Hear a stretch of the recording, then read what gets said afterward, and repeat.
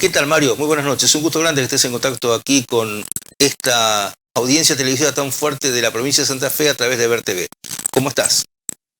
Hola Julio, buenas noches, muchas gracias por esta invitación, estoy muy bien, disfrutando tu programa en esta previa antes de salir al aire yo. Bueno, hice toda una serie de considerandos acerca de lo que es Mario Javier Baena como consultor, periodista, publicista, pero a ver, quiero ir hacia Mario Javier Baena que en Gualeguaychú quizás hacía programas como este que estamos haciendo aquí en Venado Tuerto, ¿no? Durante mucho tiempo, Mire, un periodista que sí, seguramente ha tenido que recorrer los distintos lugares de la zona, buscar el anunciante, buscar el apoyo para poder salir al aire, acordar con el medio, en fin, toda esa exigencia, ¿no?, de un periodista del interior que es muy bravo. Ese camino lo recorriste, Mario, porque en tu trayectoria parece como que esa fue la escuela formativa, ¿puede ser? sí, claro, mira, yo lo plantearía del siguiente modo para que las personas que nos están viendo en este momento entren en contacto con algo que pueda, digamos, acompañarlos en un momento tan difícil. Yo me dedico hace muchos años a investigar el ser humano, las conductas del ser humano. Lo que soy es licenciado en Ciencias Sociales y Humanidades. Esto significa que observo, digamos, el comportamiento de las personas desde una perspectiva donde está incluido todo lo que nos condiciona. Nosotros todo el tiempo estamos haciendo lo que podemos desde el día en que nacemos. Y a partir de ahí tenemos diferentes niveles de adaptación. Dicho esto, digamos, creo que todas las personas podemos utilizar toda nuestra experiencia de vida, incluso aquellas cosas que parecen muy chiquitas, para utilizarlas en nuestro favor en el resto de nuestra vida. Y acá ahora sí te puedo contestar. Yo nací en Gualeguaychú, Entre Ríos, vivía allá hasta aproximadamente los 18 años, después me vine a Buenos Aires a estudiar. Y en Gualeguaychú hice lo que hace cualquier chico de pueblo con vocación, digamos, en este caso en el mío era de los medios. Entonces estuve en la difusora de mi pueblo, en LT41, que es la radio de mi pueblo, después estuve un tiempo en LT14, la radio de Paraná, y por supuesto, digamos, viví toda esa experiencia que vos mencionas, la de buscar el anunciante, recorrer la calle 25 de Mayo de punta a punta, y claro que ahí aprendí también del ser humano, porque había que, más allá que nos fuera a vender, vos podías ver, digamos, cortame cuando quieras, te digo porque No, por ahí pero me está entusiasmo y no. perfecto, está muy bien, está muy bien. Entonces, vos entrabas en un negocio y empezabas a comprender de qué humor estaba ese comerciante, cómo se sentía, qué le gustaba, qué le caía bien, qué no. Y esto multiplicalo por cada uno de los comerciantes que mientras vendés publicidad empezás a conocer. Solo en este ejemplo, que lo podemos traspolar a cualquier actividad de cualquier persona, por ejemplo, la que atiende un comercio en tu ciudad y entra un cliente y tiene la posibilidad de dialogar, podés desarrollar tu empatía, podés ponerte en lugar del otro, podés comprender lo que importa el sentido de la oportunidad, es decir, yo iba a ofrecer publicidad, se lo iba a plantear en un momento en que el tipo estaba viento en contra, no iba a tener ninguna posibilidad de venderle. Ahora, si en el momento en que el tipo, vos te dabas cuenta que estabas mal, que estaba mal, simplemente te ponías a charlar con él, a tomar unos mates, a hablar de la vida, generabas un vínculo. Este es un simple ejemplo donde te estoy contestando lo que me preguntás y la respuesta, por supuesto, es sí.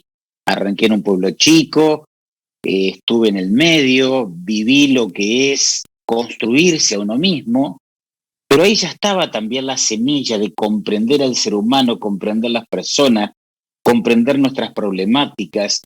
Y ahí también ves cómo una persona puede creer que lo que vive todos los días, inclusive en los momentos malos, no sirve para nada, solo para quejarse, o podría aprender a ver de todo eso que algunos creen residual o basura inclusive, que puede haber pequeños tesoros que nos sirven para construir muchas cosas, porque acá hay un tema muy importante. No creo, ni pienso, ni apoyo el pensamiento mágico. Creo que todo realmente se construye en algo que significa mejorar constantemente uno mismo. Muy bien. Esta primera definición ya permite introducirnos en conocerte un poco, ¿no? Cómo el hecho de la búsqueda de la empatía, entender las circunstancias, los contextos, es clave, ¿no? Para poder tener un primer punto de referencia, saber dónde se está parado. Claro, y hoy entonces, ya globalizando esto, que es una experiencia particular que te dio esos tiempos, ¿no? Hoy, ¿qué significa tener empatía con la gente en este contexto tan duro? ¿Cómo pararse? ¿Cómo lograr, a ver, que la gente ponga punto de atención en un mensaje que uno puede plantear cuando hay tanto drama dando vuelta, tanta tensión, tanto estrés, tanta situación de angustia? ¿Cómo lográs? Para quien no me conozca, le quiero comentar que a lo largo de muchos años investigué cientos de historias de vida reales, el modo en que nos comportamos las personas, la manera en que frente a las mismas circunstancias existían personas que se comportaban de un modo distinto y conseguían resultados distintos. Esto me dio la oportunidad de escribir un primer libro, Sueños realizados, cómo actúan quienes alcanzan sus metas. El libro tuvo, la verdad, que una repercusión inesperada y abrió la puerta a una serie de libros, hoy cerca de 10 libros que fueron a diferentes países del mundo. Arrancó el programa sobre la vida y los sueños en Canal 26 en Buenos Aires y en varios países de Latinoamérica también. Pero esto redobló mi interés por la investigación. Entonces yo podría decir, como respuesta a lo que me estás diciendo, algunas podemos llamarle claves, quizás. Primer clave. Los seres humanos confundimos nuestros pensamientos con nuestra identidad. Es decir, nos creemos que esa voz que nos habla, la que yo llamo en mis libros relato interior, soy yo, exactamente yo. Esto, si resulta profundo o complejo, vos me lo decís y yo paso a otra clave, lo que intenta decirle a la persona es, existen seres humanos que viven en automático, existen seres humanos que aprenden a preproducir su vida. Cuando ustedes organizaron la entrevista conmigo, hubo una preproducción. Alguien durante varios días trató de ubicarme, se comunicó conmigo, se coordinó esta reunión. Hay una preproducción. Uno puede vivir en automático o puede hacer una preproducción de su vida. Vivir en automático significa, pienso, me creo que lo que yo pienso es verdad, lo valido como lectura de la realidad y mis pensamientos inmediatamente me llevan a cometer determinado tipo de acciones. La realidad, y está muy estudiado, es que el aparato pensante y yo no somos exactamente lo mismo. Tu identidad refiere a mucho más que los pensamientos que vos puedas tener en este momento de tu vida. Y los pensamientos tienen diferentes calidades. No es lo mismo la calidad de pensamiento que tiene una persona que está agobiada, que sus percepciones están alteradas, que su mirada está ennegrecida, negativizada, que otros momentos, otros contextos y otras situaciones. Acá, algo que podría parecer menor es clave. Los seres humanos funcionamos fundamentalmente a través de prejuicios, es decir, juicios previos. Esto quiere decir que yo miro a una persona, me cae mal. Hay como un testeo que hace mi cerebro donde hay un proceso por el cual yo etiqueté durante toda mi vida personas que conocí. Si esa persona, si ese rostro, sin que yo lo detecte conscientemente, me trae algún recuerdo unido a alguna persona que yo no quise o me fue mal o tuve una mala experiencia, automáticamente yo puedo tener un prejuicio en relación a una persona que todavía no conozco y ya le etiqueté. ¿La estoy haciendo muy complicada o sigo? En realidad entiendo que estás planteando y que en este sentido hay una idea que se proyecta en lo que decís, de que hay que tratar de salir de paradigmas preestablecidos o de conductas que ya están pautadas por preconceptos, es decir, romper todo un andamiaje que se construye, ¿no? Y que hay que buscar otro punto en uno mismo. Entonces creo que habría que ir hacia eso, donde uno supera esto que vos estás planteando como un problema, desde qué lugar y cómo se puede superar este cuadro de situación que a veces hace que ya estemos con conductas que realmente no nos ayudan a romper moldes. ¿Cómo se hace? ¿Cómo se encuentra ese punto de superación?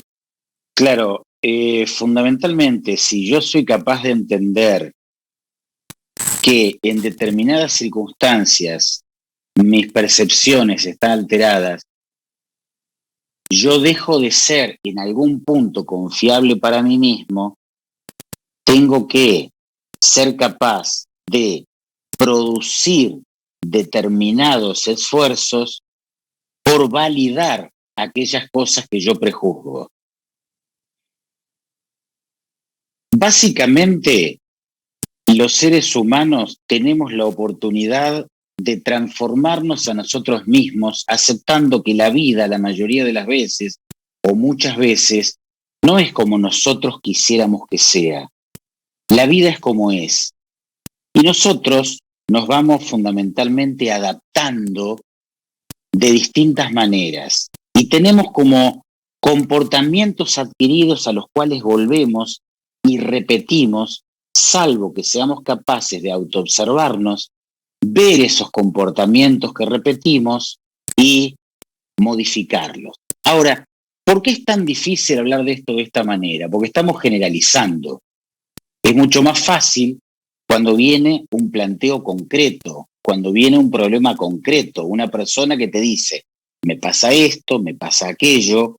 Entonces uno puede hacer una devolución muchísimo más precisa, claro, y muchísimo más puntual. Bueno, pero en tus libros, obviamente, estás planteando temáticas globales, ¿no? Sueños realizados o por realizar.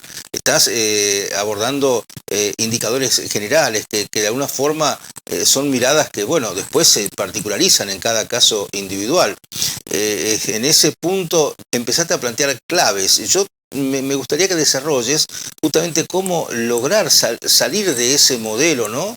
Y cómo uno, ahí estás planteando, por ejemplo, la vida no es como uno quiere que sea, sino la vida es como es, y cómo uno puede resolver las problemáticas que va planteando la vida. Evidentemente, bueno, acá hay dos o tres.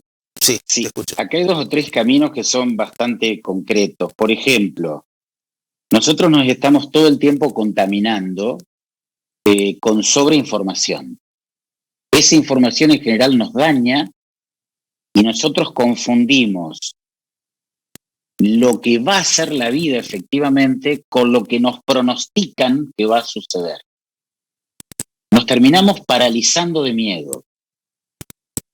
El ser humano, esto está, digamos, los últimos años sumamente estudiado por las neurociencias, tiene en su cerebro distintos tipos de sistemas. Por ejemplo, uno es el pensamiento reflexivo y otro es el pensamiento reactivo. El pensamiento reactivo es el que yo llamaría mi chimpancé, tu chimpancé. El pensamiento reactivo está ubicado en una parte del cerebro y representa todo aquello donde se ponen en juego nuestras emociones primarias, donde está, por ejemplo, el miedo, donde está la tristeza, donde yo me siento amenazado y tengo que decidir en tan solo instantes si voy a enfrentarme en una pelea o si voy a huir para preservarme. Cuando yo me lleno de miedo en la vida, toma el control de mi conducta esa parte de mi cerebro, que es la parte más primitiva, que está concebida en nuestro sistema por la naturaleza para situaciones de emergencia, para amenazas reales. Ahora, si yo estoy todo el tiempo consumiendo, por ejemplo, una información que me está apesadumbrando, en realidad yo estoy todo el tiempo alterando ese sistema con amenazas que yo interpreto que son reales, pero que podrían ser perfectamente simplemente conjeturas de todas esas fuentes de noticias. Hay otra parte de nuestro cerebro, está la parte frontal, donde está, digamos, el cerebro, el pensamiento reflexivo, que está conformado por todo lo cultural, todo lo que vos y yo aprendimos de chicos, cómo agradar, qué sucedía con la maestra cuando hacíamos determinado modo de conducirnos, si se ablandaba la nota cuando le caíamos en gracia, las pautas morales y de conducta, el pensamiento reflexivo. Cuando nosotros no estamos en tensión, también se activan recursos dentro del ámbito de la creatividad. Frente a cualquier cosa, pasamos a tener la posibilidad de tener muchísimas más ideas para poder enfrentar lo que se nos presenta. Cuando vivimos en el ámbito del chimpancé, todo esto se restringe. Estamos tensos, tenemos miedo y prácticamente estamos ante la decisión de enfrentar o huir casi aterrados. Podría ser un buen ejemplo esto que estoy mencionando para decir, nosotros en medio de una pandemia que objetivamente nos trae una amenaza, sumado a todas las noticias y a todas las problemáticas a las que estamos acostumbrados a absorber, que estemos en una especie de estrés permanente. Yo tengo que tomar determinadas medidas para correrme de ese lugar, porque no puedo confundir una suposición o un pronóstico con una realidad. ¿De qué manera yo activo mi parte reflexiva? ¿De qué manera? Generar todas aquellas actividades que generan serotonina. Si hago ejercicio, si me río, si bailo, si juego con mi perro, le tiro la pelotita, si pongo música en mi casa y bailo inclusive ridículamente frente al espejo, si salgo a dar vuelta a la manzana, si hago una charla por Zoom con un amigo, todo lo que está unido a ese grado de placer y de distensión genera serotonina. Son químicos que además mejoran todos nuestros contactos neuronales. Opuestamente a eso, cuando nosotros estamos todo el tiempo viendo malas noticias y todo el tiempo creyendo que el único pronóstico posible es ese bombardeo de información y nuestro intento de pronosticar y de controlar todo lo que pueda suceder, lo que estamos generando es otro químico en nuestro organismo que es cortisol. Ese es un químico que ya en situaciones, digamos, de generación permanente hace que algunas personas, por ejemplo, lleguen a situaciones de ataques de pánico, de depresión, etc. Pareciera ser, Mario, pareciera ser entonces que hay fabricantes de cortisol. Debe ser redituable, ¿no? Te bombardean permanentemente con mensajes negativos, no tengas ninguna duda. No tengas ninguna duda. Evidentemente instalar el miedo colectivo es como una buena... Pareciera ser que algunos tienen rentabilidades con esa fábrica de cortisol. Te lo puedo traducir de un modo muy fácil de entender. ¿De qué viven los medios y de qué viven las redes sociales? O, por ejemplo, los canales de noticias. Viven de atrapar tu atención.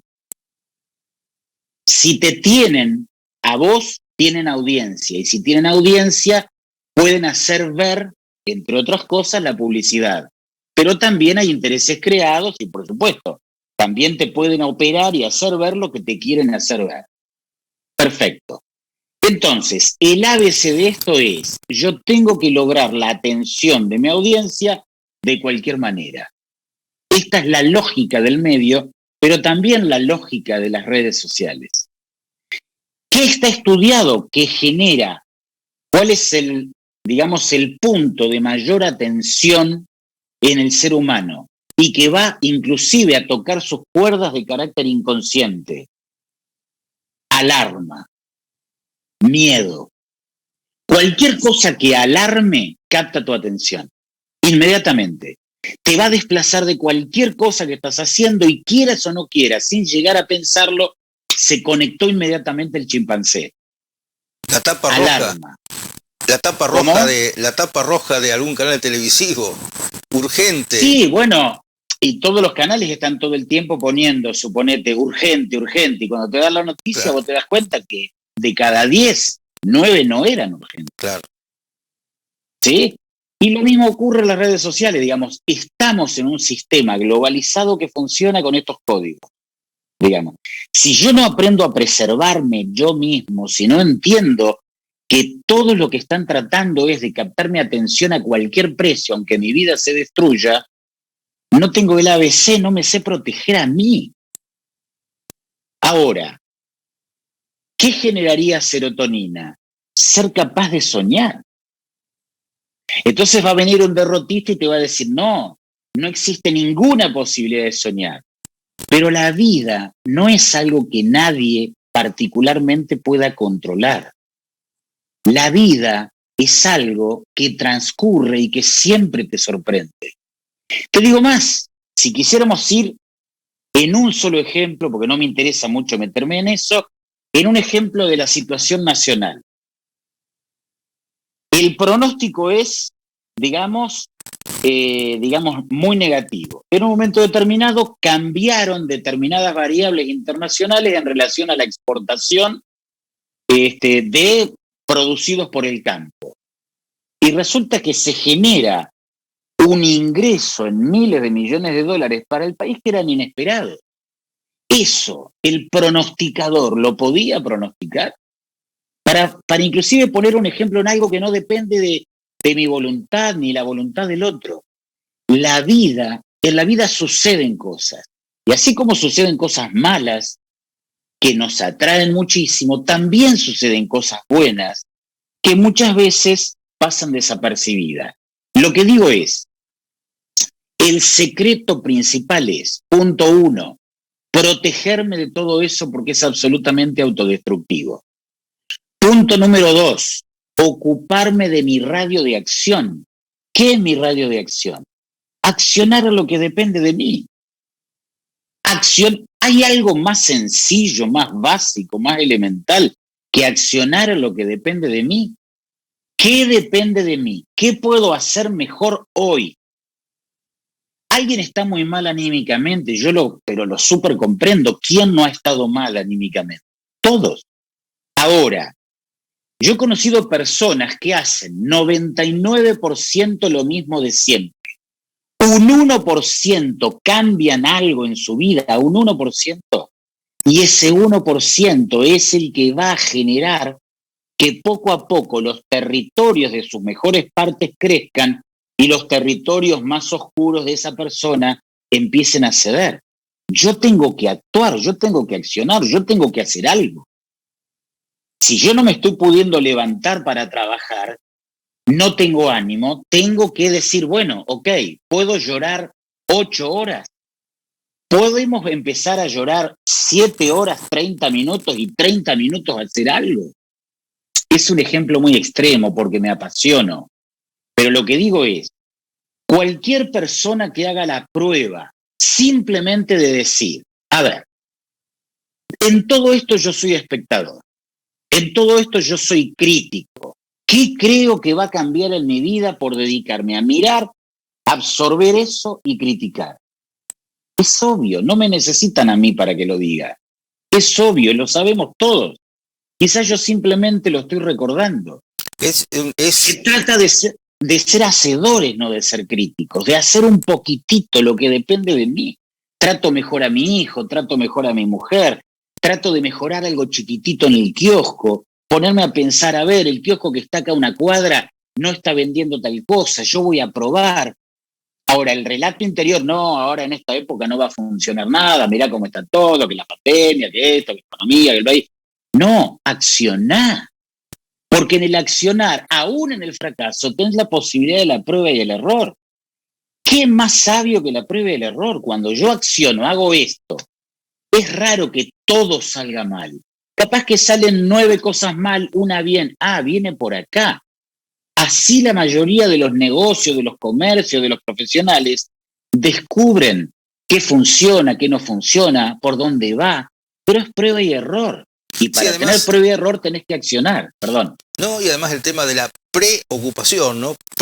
En el sentido de, en vez de ocuparse en el momento oportuno, preocuparse antes de tiempo, o a veces quedar atado al pasado, que también de alguna forma son cuestiones que van limitando o acotando.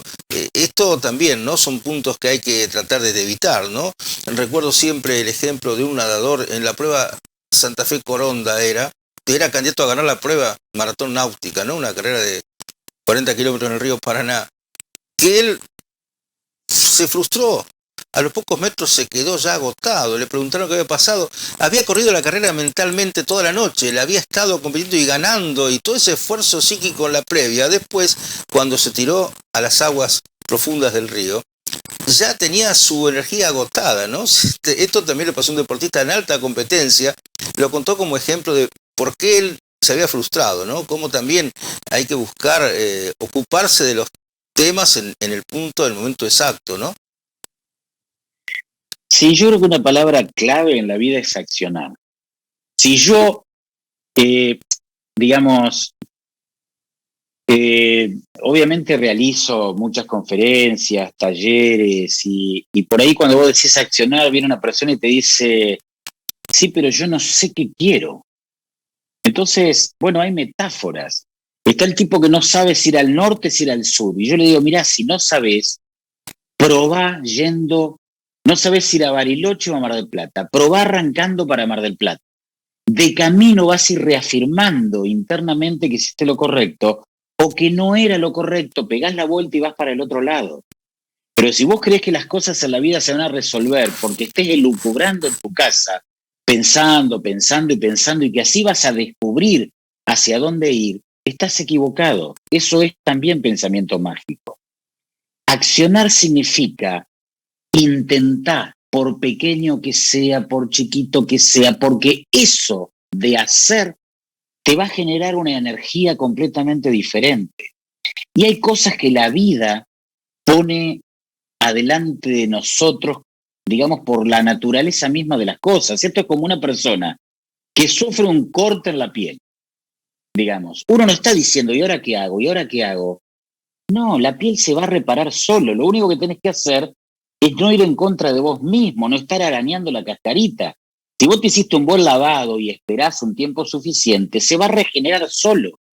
Muchas cosas suceden así en la vida. Está muy claro el mensaje. Ahora, Mario, ¿te sentís medio un predicador en el desierto? ¿Te sentís en este sentido con buena recepción de parte de la gente?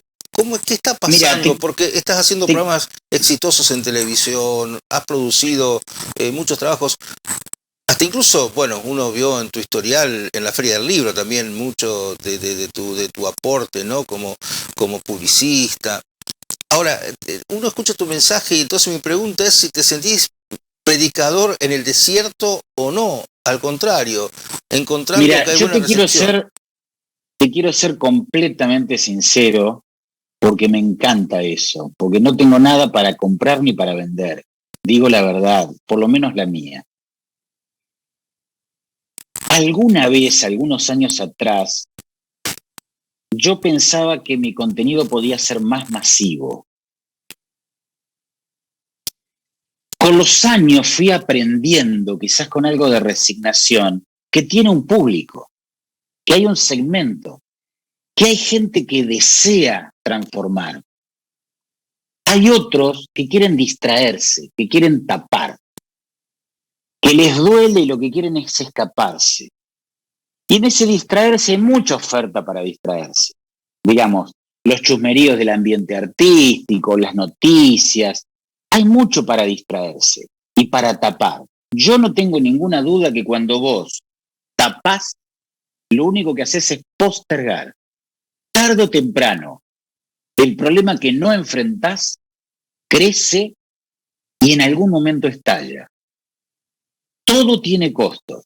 Digamos, el costo lo tengo ahora porque me llevo a mí mismo al esfuerzo de mi transformación, de poner lo que tengo que poner todos los días con esfuerzo, y voy conquistando metas y voy generando mucho de lo que necesito, deseo y quiero, o el costo lo pago después. Ahora me quedo en mi zona de comodidad, estoy distraído y un día me explota. Te digo, estoy convencido que así funciona.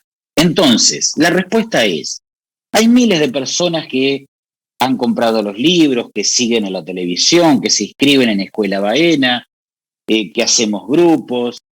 Hay miles de personas a las que también, por supuesto, les regalo la participación para poder ayudarlas sin ningún costo. Ahora, la verdad, me encantaría que esto estuviera, digamos, con un espacio mucho mayor donde fuera más masivo. Pero bueno, he aprendido a entender que hay mucha gente que no sé si se banca observar la realidad y tratar de transformarse. No sé si se lo banca. Muchos libros, una muy buena producción y muy buena repercusión de los mismos, programas en radio, en televisión, Canal 26 y una escuela. Me gustaría que me des cuenta de la Escuela Baena, de incluso cómo el que te esté viendo ahora puede acceder a la misma y qué significa esta escuela, cuál es el propósito, que bueno, de alguna forma uno lo va percibiendo a partir de lo que has planteado, pero ¿cómo la podés caracterizar? Mira, yo he dividido mi trabajo fundamentalmente, digamos, en dos. Por un lado, para empresas, para empresarios, todo lo que sea consultoría estratégica, gestión de la realidad. Por un lado. Eso está en www.mariobaena.com. Baena con B corta. Por otro lado, Escuela Baena. Esto es lo que podríamos decir para todas las personas comunes, como vos, como yo, que tienen la intención de generar una mejora en sus vidas. En este momento, como un modo de tratar de hacerlo lo más accesible posible, posiblemente el 1 de julio lancemos un sistema por suscripción por un valor muy pequeño, por el cual estamos, digamos, en una presencia permanente, en un encuentro semanal. La presencia permanente es con determinada bibliografía e información, pero además donde la verdad yo he ido aprendiendo mucho sobre la marcha también, porque son muchos años. Entonces llega un momento en que vos, ahí viene este deseo de lo particular, de lo general a lo particular. A una persona que te comenta todo lo que efectivamente le está pasando, y con tanto entrenamiento uno tiene la posibilidad de darle una especie de sesión de orientación personal, digamos. Y en Escuela Baena esto se convierte después en la posibilidad de dar un aporte, un soporte en la continuidad. Porque ¿qué pasa? Yo te doy un ejemplo. En las giras de teatro, una experiencia hermosa. Por ahí alguien se emociona hasta las lágrimas, tomas nota, te vas con un montón de ideas, con un montón de ganas. Ahora, cuando vas a la realidad de tu vida, al primer no, a la primer puerta, a la siguiente puerta que se te cierra, ante un fracaso, ante una frustración, muchas veces nos desvanecemos. Entonces vos salís del teatro con un entusiasmo bárbaro y 2 semanas después, ¿qué pusiste en práctica? Entonces ahí es donde yo empecé a sentir que tenía que generar algo para estar ahí, para estar al lado, para acompañar ese proceso un tiempo, pero a la misma vez que no tenga un costo cada vez que nos vemos, porque la gente no tiene un mango, la gente está mal. Entonces, si realmente intentás ayudar, no puede haber una cosa, digamos, que dependa de una erogación de esas características. Entonces, bueno, uno va aprendiendo, vas encontrando la manera. Para atender más gente en un momento determinado, inventé que me hagan una síntesis por escrito de la problemática, del motivo de la consulta. Empecé a generar grupos. Los que están por un proceso de separación o de divorcio, por un lado, los que están transitando un duelo por otro, los que están paralizados de miedo y le tienen miedo a todo, por otro, para darte algunos ejemplos porque no te quiero cansar. Entonces vas creando grupos. En ese armás un grupo reducido. Esas personas que tienen una misma problemática. Entonces hay un ida y vuelta. Hoy tenemos esta herramienta como es el Zoom, por ejemplo. Entonces, una parte es teórica, vos podés decirlo, pero después tenés que escuchar lo que le pasa a la persona.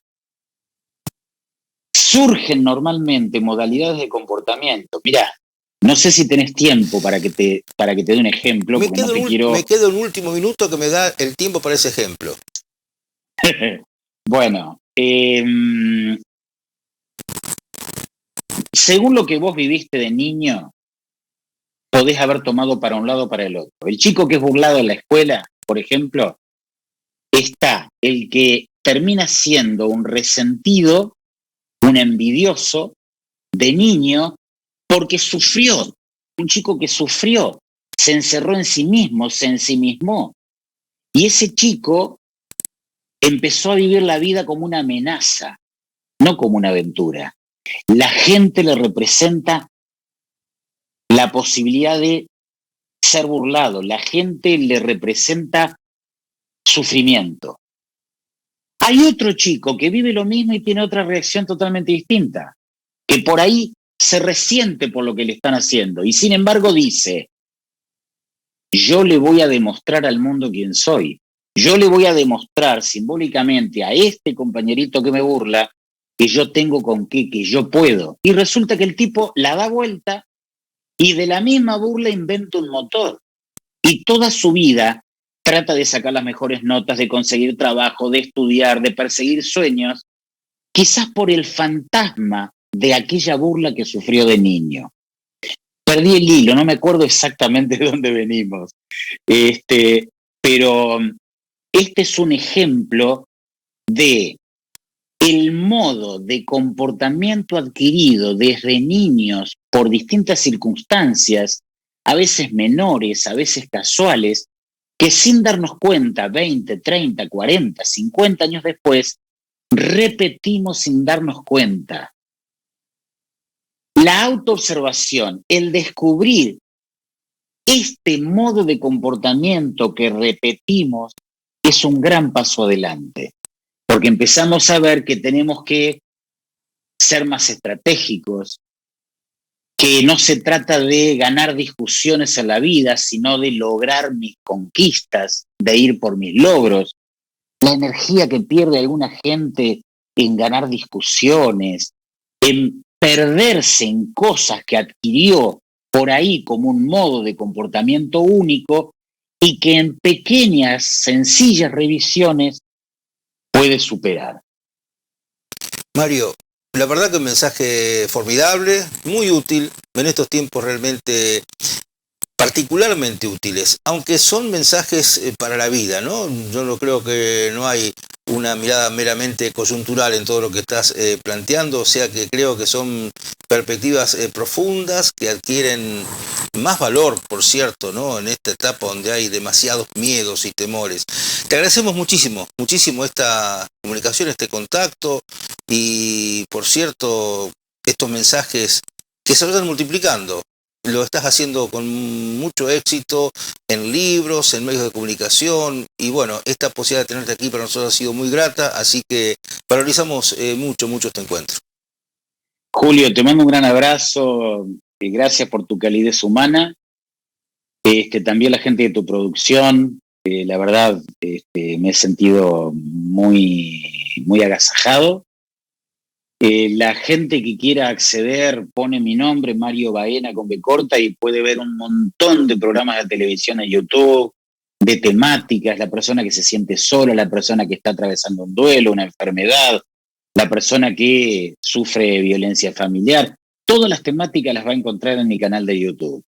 Y bueno, en escuelabaena.com o en mariobaena.com, todo a disposición. Te mando un abrazo y ha sido un placer conocerte. Igualmente para mí. Igualmente, y por supuesto habrá seguramente alguna nueva oportunidad para estar en contacto. Hasta siempre, Mario. Y ¿Cómo no? bueno, un gusto que hayas estado aquí en el Gran Encuentro. Los saludamos a Mario. Gracias. Y en el Gran Encuentro nuestros anunciantes también son jugadores y después la entrevista con un presidente comunal de la región.